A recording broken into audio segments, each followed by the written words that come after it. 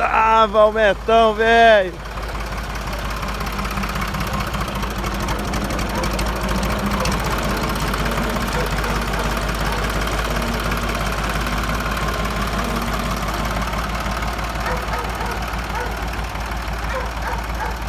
De ré, gaúcho, lá na boca do brete.